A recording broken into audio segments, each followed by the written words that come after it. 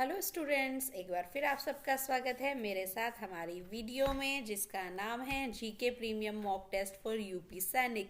यहाँ मैं आपको करा रही हूँ 10 test for UP Sainik examination और आज वाले हैं हमारा मॉक टेस्ट नंबर 4 जो आपके लिए होने वाला है 6 क्लास के लिए भी यूजफुल है as well as for 7th class जो एग्जाम आपका 15 जनवरी को कंडक्ट होने वाला है। अभी तक हम 3 मॉक यहाँ पर अपलोड कर चुके हैं विद 50 क्वेश्चंस।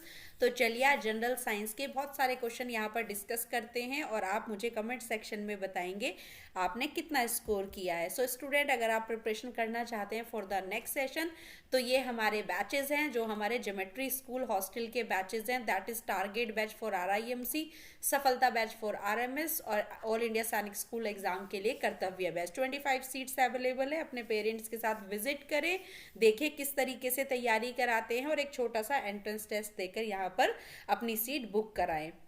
स्टूडेंट, अगर आप तैयारी करना चाहते हैं घर रहकर ही लाइव क्लासेस के साथ तो आप हमारी ऑनलाइन मोड से लाइव क्लासेस भी ले सकते हैं। इस ऐप के थ्रू आप यहाँ पर गूगल प्ले स्टोर से ज्योमेट्री ऐप को इंस्टॉल करें, अपना डेमो बुक करें और लाइव क्लासेस के लिए आप यहाँ पर अप्लाई कर सकते हैं। साथ ही आपको मिलेंगे रिकॉर्डेड लेक्चर्स भी, उनके लिए टॉपिक वाइज क्विजेज मिलेंगे, high quality mock test, previous year paper.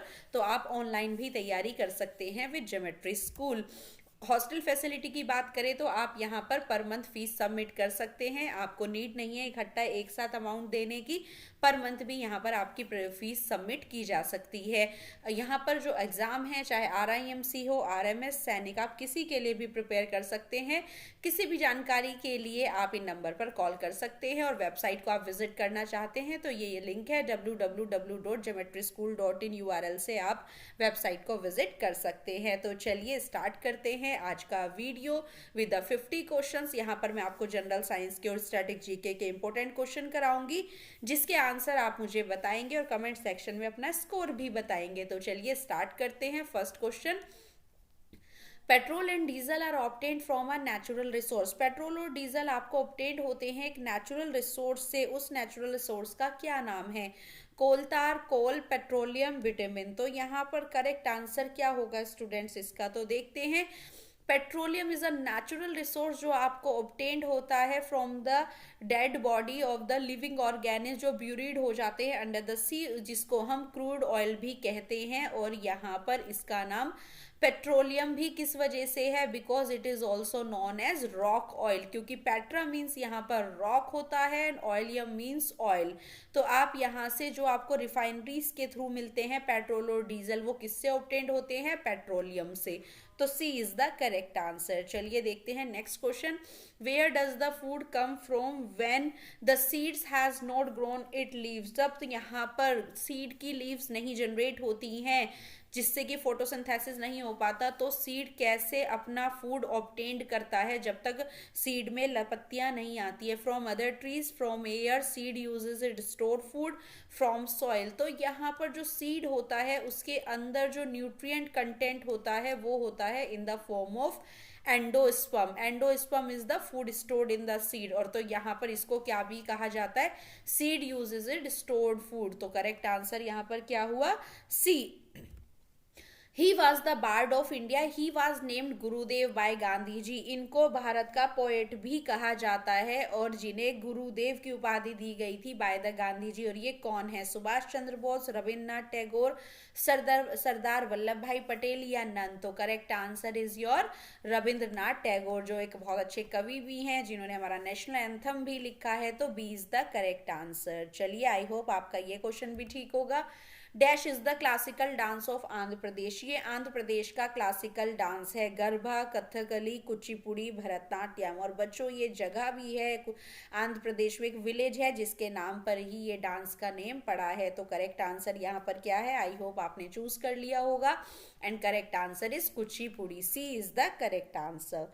चलिए आगे देखते हैं next question. What is meant by seed coat. Seed coat का क्या मतलब होता है? सीड के ऊपर एक बाहरी आवरण होता है जिसे उसका कोट कहा जाता है। और ये कोट क्या होता है? Hard cover around the food stored, hard cover around the baby plant, the protective outer coat of a seed, या hard cover around the roots of the plant. तो this is the outer protective coat जो seed के embryo को protect करता है जिससे कि कि वो डैमेज ना हो जाए, क्योंकि एम्ब्रियो अगर डैमेज हो गया तो एम्ब्रियो के अंदर ही फ्यूचर प्लांट स्टोर्ड होता है, फ्यूचर प्लांट उसी में से ही अराइज होता है। अगर एम्ब्रियो यहाँ पर रप्चर हो जाएगा तो फिर आगे वो जर्मिनेट नहीं कर पाएगा। तो this is the protective outer coat around a seed. तो C is the correct answer. She was the India's first women prime minister. Very simple question ये, लेकिन यूपी सैनिक में इस तरह के स्टैटिक जीके के बहुत सिंपल क्वेश्चन भी आते हैं बच्चों। तो ये इंडिया की प्रथम प्रधानमंत्री बनी थी, और जल्दी से बता देंगे इसका आंसर तो आप मुझे। तो करेक्ट आंसर क्या है? Indira Gandhi. B is the correct answer. चलिए नेक्स्ट क्वेश्चन देखते हैं। Natural gas is stored under high pressure. कौन सा नेचुरल गैस है जिसको हाई प्रेशर पर आप स्टोर कर सकते हो? बच्चों यहाँ पर एक क्वेश्चन और है, एलपीजी की फुल फॉर्म आ जाती है, और एलपीजी की फुल फॉर्म आपको पता होनी चाहिए, लिक्विफाइड पेट्रोलियम गैस। और एलपीजी आपको पता होना चाहिए हम कहाँ यूज करते हैं। It is use as our cooking gas. हम इसे किचन में यूज करते हैं खाना पकाने के लिए। और साथ ही लेकिन हम बात कर रहे हैं वो कौन सी नेचुरल गैस है जिसको हाई प्रेशर पर स्टोर किया जाता है। This is your CNG, compressed natural gas, जो कि आपकी ऑटोमोबाइल्स या व्हीकल्स की गैस है, जिसको अब पेट्रोल और डीजल के बिहाफ पर यूज किया जाता है। क्योंकि कैसी गैस है ये? It is a eco friendly type of gas, और लेस पोल्यूटिंग गैस भी है, बहुत ही कम पोल्यूशन करती है। और एनसीआर रीजन्स में अब इसी के ही डीजल से ना चलने वाले बल्कि सीएनजी से यूज चलने वाली गाड़ियां और ऑटोमोबाइल्स यूज किए जाते हैं। तो अ नेचुरल गैस जिसको अंडर हाई प्रेशर स्टोर किया जा सकता है वो है compressed natural gas. Next move on to the question. Gandhi memorial museum कहाँ है? कोलकाता, गुजरात, न्यू दिल्ली, मदुरई। तो गांधी मेमोरियल म्यूजियम कहाँ पर है बच्चों? It is in Tamil Nadu, Madurai. तो कहाँ पर है ये? तमिलनाडु, मदुरई। इस तरह के स्टैटिक जीके के क्वेश्चन पूछ लिए जाते हैं। तो D is the correct answer. चलिए नेक्स्ट क्वेश्चन देखते हैं। अ magnificent building in Kolkata housing famous art gallery depicting the history of British rule in India. यहाँ पर कोलकाता में एक आर्ट गैलरी है जो ब्रिटिश रूल की हिस्ट्री को डिपिक्ट करती है, और ये मैग्निफिसेंट बिल्डिंग क्या कहलाती है? बंकिम पैलेस, नानकाना साहेब, विक्टोरिया मेमोरियल या मुगल गार्डन। तो क्या कहा जाता है? It is in Kolkata, that is known as Victoria Memorial. C is the correct answer. चलिए move on to the next question. Coconut seed disperse through. Coconut seed किससे डिस्पर्स होंगे? Seed dispersal क्या होता है? The scattering of seed over a wide area. Scatter होते हैं seed over the wide area. This process is known as dispersion. और ये किसकी वजह से हो सकते हैं? Through water, through wind, through insects, through animals. तो यहाँ पर जो आपका कोकोनट सीड है वो बेसिकली किसकी मदद से डिस्पर्स्ड होता है? एक्सप्लोजन होके। यहाँ पर वो वाटर के थ्रू जा सकता है, विंड के थ्रू जा सकता है, या इंसेक्ट। तो यहाँ पर सीड्स का जो एक्सप्लोजन के थ्रू भी, जब जैसे आपका मटर होता है पी, जब वो पूरी तरह से पक जाते हैं तो एक्सप्लोड हो जाते हैं। तो explode is also the agent of seed dispersal. लेकिन कोकोनट सीड डिस्पर्स होता है with the help of water. B is the correct answer. Move on to the next question. The process by which plant make food. Plant किस process के माध्यम से अपना भोजन बनाते हैं? By using a raw material that is carbon dioxide, water and the sunlight absorb by the chlorophyll. तो इसकी मदद से जो प्लांट्स अपना फूड बनाते हैं इन द फॉर्म ऑफ स्टार्च की फॉर्म में इसको स्टोर करते हैं, ऑक्सीजन को लिबरेट करते हैं। तो ये प्रोसेस क्या कहलाता है? This is known as photosynthesis. B is the correct answer. There are 4 statements given about roots of the plant. Root के बारे में आपको 4 स्टेटमेंट दी गई हैं। इनमें से आपको वो स्टेटमेंट चुननी है जो इनकरेक्ट है। Root absorb water from soil, root hold plant firmly in the soil, root absorb mineral from the soil, root make food for the plant. इनमें से कौन सा आंसर करेक्ट है? आपको ये बताना है कि इनकरेक्ट स्टेटमेंट कौन। जल्दी से अपना इनकरेक्ट स्टेटमेंट यहाँ पर बताएंगे तो इसका करेक्ट आंसर क्या होगा, क्योंकि हमें इनकरेक्ट स्टेटमेंट बतानी है। और इनकरेक्ट स्टेटमेंट यहाँ पर कौन सा है? 4 स्टेटमेंट गिवन है, इनमें से आपको इनकरेक्ट चूज करना है जो कहा गया है कि इनकरेक्ट है। तो यहाँ पर आपका स्टेटमेंट बच्चों ये वाला स्टेटमेंट नहीं है। यहाँ पर स्टेटमेंट आपकी first, second, third and fourth, 4 statements are there. This is the question statement. ये आपका क्वेश्चन है तो 4 स्टेटमेंट दी गई है, first, second, third and fourth. तो इनमें से कौन सी इनकरेक्ट है? रूट एब्जॉर्ब वाटर फॉर, ये तो बिल्कुल ठीक है, सॉइल से वाटर एब्जॉर्ब करते हैं। रूट होल्ड करता है प्लांट को फर्मली, यस होल्ड भी रूट्स ही करके रखती हैं। रूट एब्जॉर्ब मिनरल, और वाटर में डिजोल्व मिनरल भी रूट्स ही लाती है। लेकिन रूट्स क्या नहीं करती, प्लांट के लिए फूड नहीं बनाती, वो फंक्शन है लीफ का। तो यहाँ पर फोर्थ स्टेटमेंट है जो इनकरेक्ट है, तो यहाँ पर ऑप्शन सी हो गया, क्योंकि ये हमारा क्वेश्चन का स्टेटमेंट था, ये स्टेटमेंट नहीं है। ओनली 4 स्टेटमेंट आर देयर, तो 4 यहाँ पर हमारा ऑप्शन करेक्ट है, क्योंकि हमसे इनकरेक्ट स्टेटमेंट पूछी गई है, तो सी ऑप्शन यहाँ हुआ करेक्ट। चलिए देखते हैं next. A person who met with an accident lost control of body towards temperature, water balance and hunger। एक इंसान का अगर एक्सीडेंट हुआ है, वो अपनी हंगर, टेम्परेचर, बॉडी का बैलेंस लॉस्ट, कंट्रोल खो चुका है उस पर, तो उसके ब्रेन का कौन सा पार्ट यहाँ पर डैमेज हो गया है? मेड्यूला ओब्लैंगटा, सेरिब्रम, पोन्स या हाइपोथैलेमस? तो बच्चों जो हमारे वाटर बैलेंस, बॉडी के टेम्परेचर का रेगुलेटर होता है, जो हमारी बॉडी के टेम्परेचर को रेगुलेट करता है, वो करता है हाइपोथैलेमस। तो ये हमारा पार्ट है हाइपोथैलेमस, जो हमारे ब्रेन के पार्ट में वाटर बैलेंस और हंगर को मेंटेन करता है। तो D is the correct answer.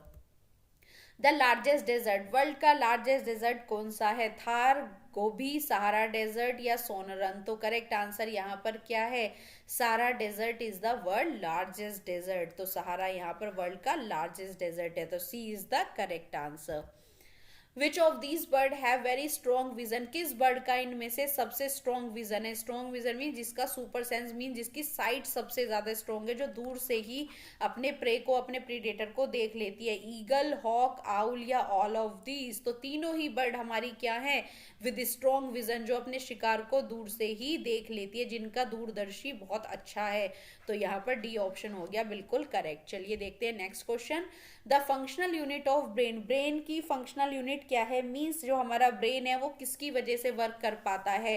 Nephron, neuron, egg या आरबीसी? तो करेक्ट आंसर क्या है? जो हमारे ब्रेन्स में होती हैं the collection of cell, that is known as nerve cell और न्यूरॉन, जो बेसिकली हमारे सारे मैसेजेस लेके जाती है टू द एंटायर बॉडी। इस तरह की मीटर लॉन्ग हमारी न्यूरॉन होती है, जिसमें वेरियस पार्ट्स होते हैं लाइक डेंड्राइट्स, न्यूक्लियस, एक्सन, इस तरह से सिनेप्सेस। तो ये होती है हमारी न्यूरॉन। तो इसी तरह की मिलियन ऑफ न्यूरॉन्स हमारी बॉडी में मिलके ब्रेन का निर्माण करती है, नर्वस सिस्टम का निर्माण करती है। तो जो हमारा नर्वस सिस्टम है, कंट्रोल सिस्टम है, वो किसका बना हुआ है? न्यूरॉन्स का बना हुआ है। तो जो हमारे ब्रेन की फंक्शनल यूनिट है वो क्या है? न्यूरॉन। तो B is the correct answer. चलिए नेक्स्ट देखते हैं। Dash carry all the nutrients and oxygen to all the parts of the body, हमारी बॉडी में जितने भी न्यूट्रिएंट्स या ऑक्सीजन का ट्रांसपोर्टेशन कौन करता है? तो मीन्स हमारी बॉडी में जो ट्रांसपोर्टेशन के थ्रू फ्लो होता है वो क्या है? किडनी, ग्लूकोज, ब्लड या लंग्स? किसके थ्रू हमारे सारे न्यूट्रिएंट्स एंटायर बॉडी में जाते हैं? तो करेक्ट आंसर इज ब्लड। तो जो हमारी ब्लड वेसल्स में फ्लो करता है to carry all the nutrients और ऑक्सीजन, वो है blood. Blood is a connective tissue, ये हमारी बॉडी का एक लिक्विड कनेक्टिव टिश्यू है, जो एक फ्लूइड लाइक है, जो पूरी बॉडी में फ्लो करता है। तो C is the correct answer. चलिए नेक्स्ट क्वेश्चन देखते हैं। Which of the following is used for road surfacing, आजकल रोड की मेटलिंग की जाती है, लेकिन ये मेटलिंग अब किसकी मदद से की जाती है?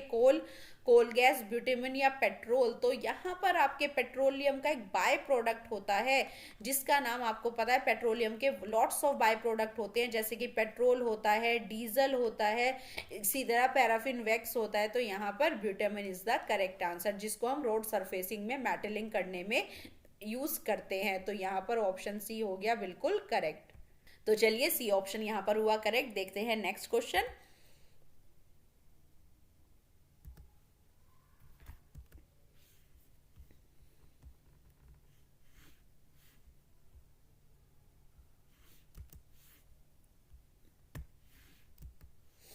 देखते हैं next question. It is one of the world fastest train, it was introduce in 1964 to coincide with the Tokyo Olympic game. तो टोक्यो ओलंपिक गेम के दौरान 1964 में यहाँ पर वर्ल्ड की फास्टेस्ट ट्रेन बनाई गई थी, and it is bullet train. तो वर्ल्ड की फास्टेस्ट ट्रेन हमारी यहाँ पर क्या है? सी ऑप्शन है करेक्ट।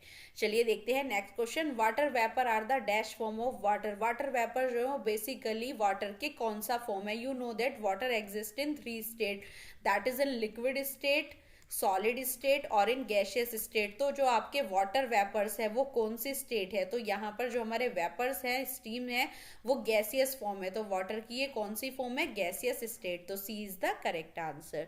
चलिए नेक्स्ट क्वेश्चन देखते हैं। The world first oil well was drilled. सबसे पहला ऑयल वेल कहाँ ड्रिल किया गया था जिसमें से ऑयल निकाला गया था वर्ल्ड में for the first time? India में, आसाम में, जापान में या पेनिनसुलेविया? तो इसका करेक्ट आंसर क्या है बच्चों, जल्दी से बताएंगे। तो सबसे पहले जो ऑयल निकाला गया था वो यूएसए, और यूएसए में भी कहाँ, पेनिनसुलेविया में निकाला गया था। सबसे पहले यहीं पर ऑयल के लिए कुआं खोदा गया था। तो D is the correct answer.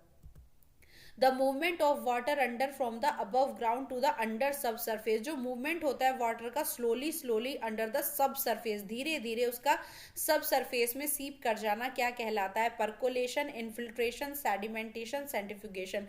बच्चों यहाँ पर बात हो रही है वाटर के मूवमेंट की above ground to the under surf surface, sub surface में उसका एंटर करना, and this process is known as infiltration. Percolation होता है स्लोली स्लोली सीप कर जाना थ्रू द पोरस रॉक, उसे हम परकोलेशन कहते हैं, लेकिन यहां पर सब सरफेस में एंट्री करना इज नोन एज इन्फिल्ट्रेशन। तो B is the correct answer.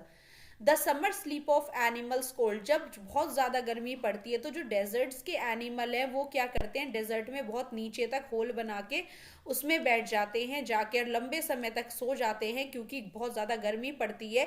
तो यहाँ पर ये समर स्लीप जानवरों की क्या कहलाती है, हाइबरनेशन, एस्टिवेशन, नॉक्ट्यूर्नल या none of these?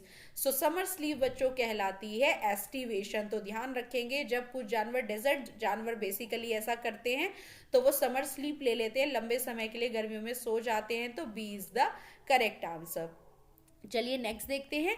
The conversion of water vapour into water form. जब वापस से वाटर वेपर जो है अगेन क्या बन जाते हैं, वाटर में कन्वर्ट हो जाते हैं इन द फॉर्म ऑफ क्लाउड्स। तो ये प्रोसेस क्या कहलाता है? जो आपकी इवेपोरेट होके वाटर वेपर बनाए वो अगेन वापस जाकर वाटर बन जाता है in the form of clouds, और ये प्रोसेस क्या कहलाता है? Evaporation, condensation, sublimation, percolation. And इस प्रोसेस को कहते हैं condensation, means conversion of water vapours again into water, this is known as condensation. Evaporation में आपका लिक्विड वाटर चेंज हो जाता है इनटू द वेपर और द गैसियस स्टेट। सॉलिड में सब्लिमेशन होता है जब आपका सॉलिड सब्सटेंस डायरेक्ट गैस में चेंज हो जाता है, that is known as sublimation. तो यहाँ पर हमारा करेक्ट ऑप्शन हो गया ऑप्शन नंबर बी। तो चलिए देखते हैं next question.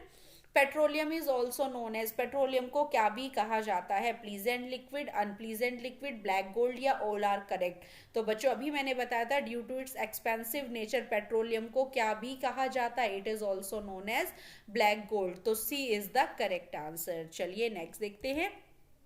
Which of these animal all sleep vials flying at night. ये इनमें से कौन से उड़ते उड़ते भी सो जाते हैं? बैट्स, हॉर्सेस, डव या माइग्रेटरी बर्ड्स? तो बेसिकली आपको पता है बैट्स तो उल्टा लटक के ही प्लांट पर सोती हैं। हॉर्सेस हाँ अपराइट स्टैंड, खड़े खड़े भी सो सकते हैं, लेकिन जो हमारी माइग्रेटरी बर्ड होती हैं वो लंबे समय के लिए उड़ती हैं, अपने क्लाइमेट चेंज की वजह से वो अपनी जगह बदल देती हैं, ब्रीड करने के लिए, अंडे देने के लिए दूर तक उड़ जाती हैं, जैसे कि आपकी आर्कटिक टर्न होती है, साइबेरियन क्रेन होती है। ये हमारी कुछ माइग्रेटरी बर्ड है जो उड़कर दूर तक जाती है एनवायरनमेंट चेंज होने पर। ये उड़ते उड़ते भी, क्योंकि बहुत ऊंचा उड़ती है और ऊपर उड़ती है तो नीचे नहीं आती हैं जल्दी से, और ये वहीं उड़ते उड़ते अपना रेस्ट कर सकती हैं रुक कर। तो यहाँ पर डी ऑप्शन इज करेक्ट। चलिए नेक्स्ट देखते हैं।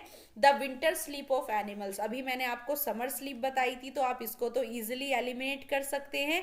जब जानवर अत्यधिक गर्मी होने की वजह से सो जाते हैं कुछ समय के लिए, उसे एस्टिवेशन कहते हैं।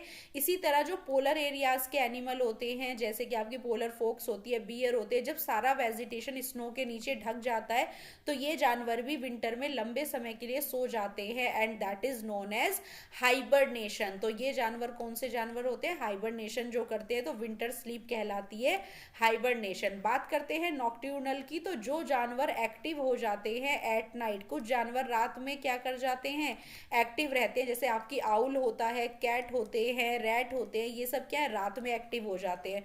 तो दीज आर नोन एज नॉक्ट्यूर्नल। पर आपसे क्या पूछा था? Winter sleep. तो विंटर स्लीप के लिए बी ऑप्शन हो गया यहाँ पर बिल्कुल करेक्ट। चलिए नेक्स्ट क्वेश्चन देखते हैं। अब massive earthquake in Bhuj Gujarat was, एक बहुत ही भयंकर मैसिव अर्थक्वेक आया था गुजरात के भुज जगह में, और ये किस डेट को आया था? 24 जनवरी 2001, 26 जनवरी 2002, 21 जनवरी 2022 और 26 जनवरी 2001। तो बच्चों करेक्ट आंसर क्या है? 26 जनवरी 2001 को ये मैसिव अर्थक्वेक आया था, तो D is the correct answer. Which of the following is correctly match, इनमें से कौन सा मैचिंग बिल्कुल करेक्ट है? बच्चों आप मान के चलिए आरएमएस स्कूल हो या सैनिक या यूपी सैनिक, सभी में विटामिन से रिलेटेड एक क्वेश्चन जरूर आता है। तो विटामिन में से हमें करेक्ट मैचिंग निकालना है, जो मैचिंग बिल्कुल करेक्ट है। Vitamin A reproduction, vitamin B rickets, vitamin C night blindness, vitamin A scurvy. तो बच्चों आपको पता है विटामिन बी से रिकेट्स नहीं बेरी बेरी होता है, तो ये मैचिंग भी बिल्कुल गलत है। विटामिन सी से नाइट ब्लाइंडनेस नहीं स्कर्वी होता है अगर विटामिन सी की कमी है। विटामिन ए की कमी से होता है नाइट ब्लाइंडनेस, रतौंधी अगर आपके अंदर विटामिन ए की कमी है। तो यहाँ पर जो करेक्ट आंसर है वो है बिल्कुल विटामिन ई, जो हमें रिप्रोडक्शन स्ट्रेंथ में हेल्प करता है। विटामिन ई के सोर्सेज रिप्रोडक्शन स्ट्रेंथ को बढ़ाते हैं। तो जो यहाँ पर करेक्टली मैच है वो है ओनली ए, तो A is the correct answer. Bats are dash but manage to flight, basically bats क्या होती हैं बट बहुत तेज से उड़ पाती हैं, क्योंकि इनका हियरिंग बहुत स्ट्रॉन्ग होता है। ये बहुत ही हाई फ्रीक्वेंसी की साउंड सुन सकती है, अबाउट 20,000 हर्ट्ज से भी ज़्यादा की ये साउंड की फ्रीक्वेंसी सुन सकती है। लेकिन ये क्या होती हैं? तो बर्ड्स आर ब्लाइंड, बेसिकली ये ब्लाइंड होती हैं बट इनका हियरिंग बहुत ज़्यादा स्ट्रॉन्ग होता है। तो यहाँ पर ऑप्शन सी हो गया बिल्कुल करेक्ट। चलिए नेक्स्ट क्वेश्चन देखते हैं।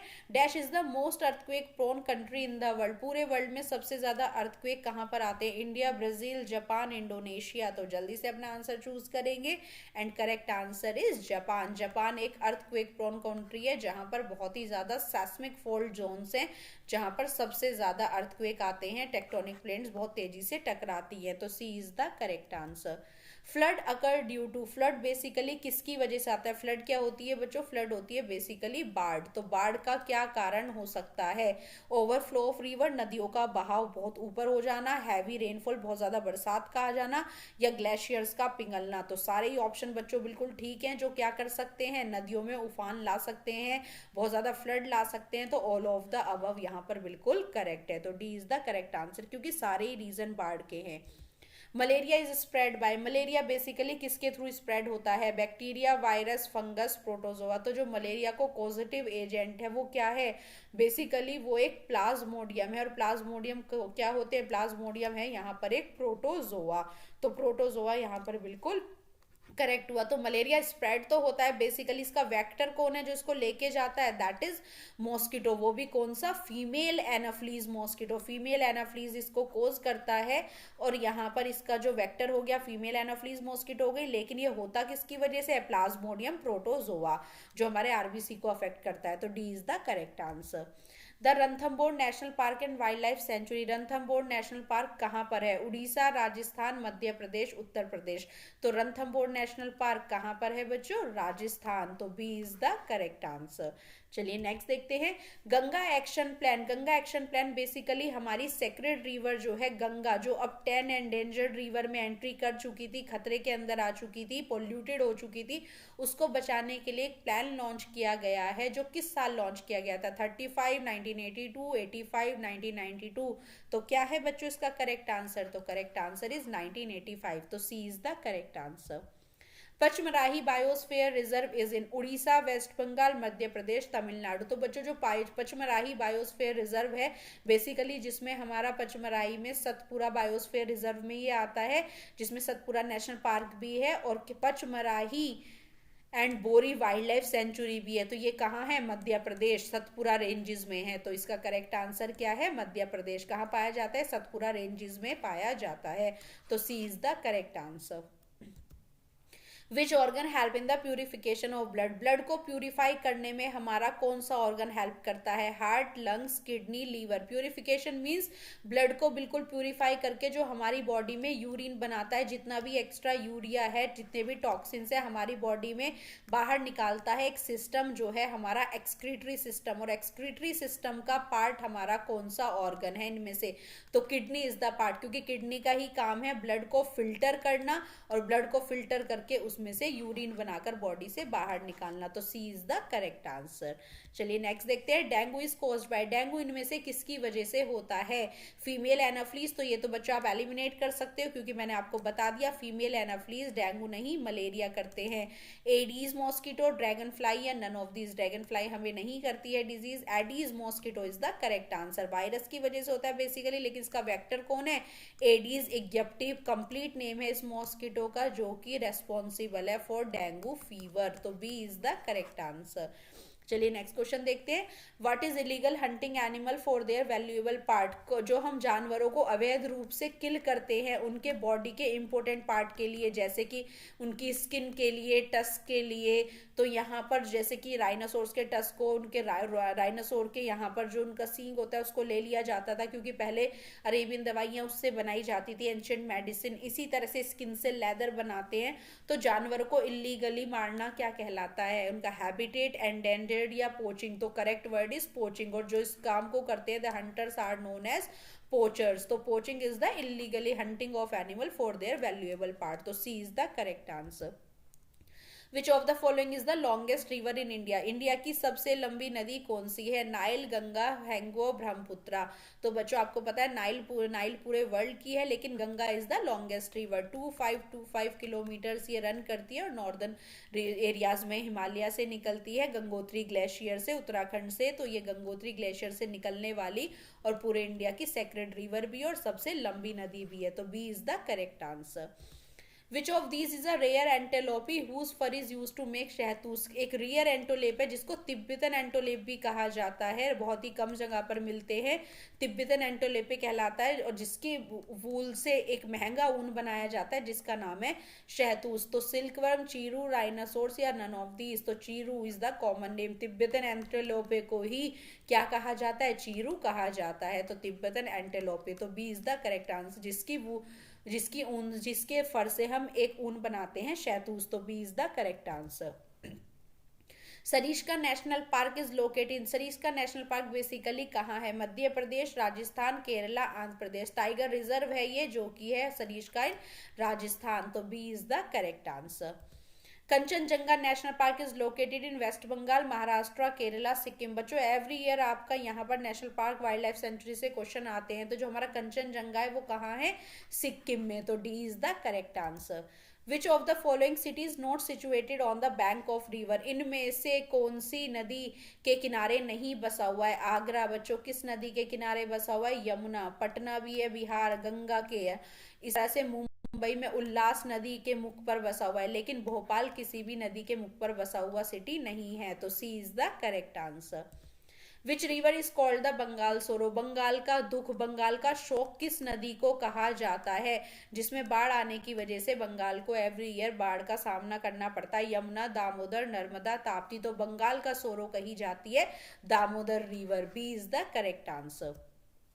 The alternate of river Brahmaputra, Brahmaputra को और किस नेम से जाना जाता है? टेस्टा, सैंगपो, गंडक, यमुना, तो बच्चों आपको पता है ब्रह्मपुत्रा का ओरिजिन इंडिया में नहीं है, ये तो इंडिया में अरुणाचल प्रदेश में एंट्री करती है, जहां पर ये धींग के नाम से भी जानी जाती है, और इसे भारत में ब्रह्मपुत्रा भी कहा जाता है, लेकिन तिब्बत से ओरिजिनेट होती है, और तिब्बत में इसको क्या कहा जाता है? यार्लुंग सैंगपो, तो ये क्वेश्चन बहुत ज्यादा इंपॉर्टेंट है कि ब्रह्मपुत्रा को और किस नेम से जाना जाता है, तो Tsangpo is the correct answer, Tibet से ओरिजिनेट होती है और वहां ये सैंगपो के नाम से जानी जाती है, तो B is the correct answer. So student, these were your today's important 50 question. I hope video आपको अच्छा लगा होगा। जल्दी से मुझे अपना स्कोर बताएंगे कि आपके आंसर ऑलरेडी आपको कितने पता थे। सो वीडियो को अच्छा लगे तो लाइक करें, कमेंट जरूर करें कि वीडियो आपको कैसा लगा, अपने फ्रेंड्स के साथ शेयर करें, और बच्चों चैनल को कर ले subscribe. So student, thanks for watching, see you soon with the next video.